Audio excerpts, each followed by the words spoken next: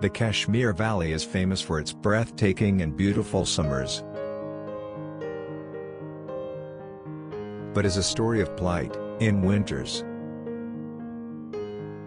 The untimely snowfall this time in Kashmir Valley has had its impact on the fruit industry. Heavy snowfall and landslides disrupt the supply of fresh vegetables, fruits, and essential goods. They endure this season by surviving on a humble meal, lacking most of the necessary nutrients. Children face deficiency of calcium, which is crucial for the development of strong bones. Their only savior is a portion of milk powder mixed with water. It compensates for the lack of fresh milk, and tastes somewhat closer to milk. A 28-year-old Verghese Kurien was sent by the Indian government to its rundown, experimental creamery with a small salary of 275 rupees.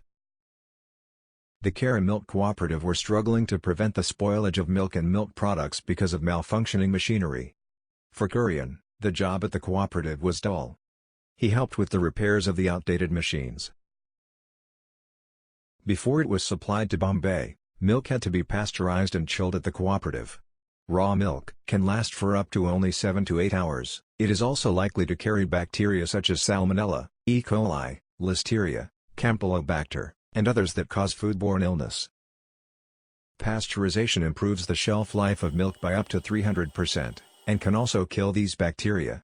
It is done by quickly heating up milk and immediate refrigeration. During heating, care is taken to prevent the denaturation of essential proteins. One day, an irritated Kurien told Tribhuvan Das in resentment. If they wanted to survive, they had to buy a new pasteurizer. Tribhuvan Das was the founder of the Kara Milk Cooperative. Surprisingly, he gave Kurien 60,000 rupees, a huge amount at that time.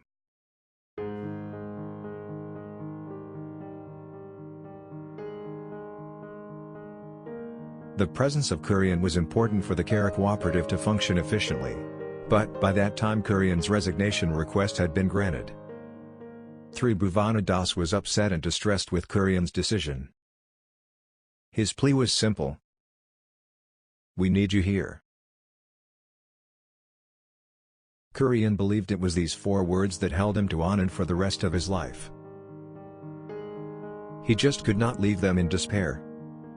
Was it his respect or friendship with Tribhuvan Das? Was it his conviction to doing something worthwhile? Or was it something else?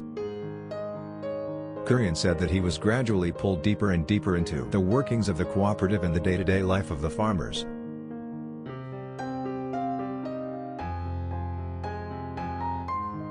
Most of the milk in India came from buffaloes. But the technology for producing milk powder from buffalo milk was not yet developed. During the summer months, milk supplies in Bombay were irregular, and Bombay Milk Scheme would import milk powder from New Zealand. The powder was reconstituted into liquid milk to meet the demand. Buffaloes are known to give more milk than cows. Besides, they can be fed low-quality feeds or coarse fodder. They were simpler and safer option for the poverty-stricken farmers of India. New Zealand was then the largest milk powder producer. But they did not have the technology to produce milk powder from buffalo milk. Kurien and Tribhuvan Das set out to face the challenge with Anand Milk Union Limited.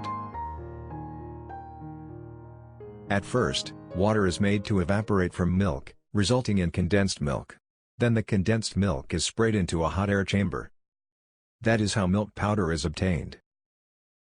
But, any attempt to spray the viscous buffalo milk into the chamber would jam the nozzles.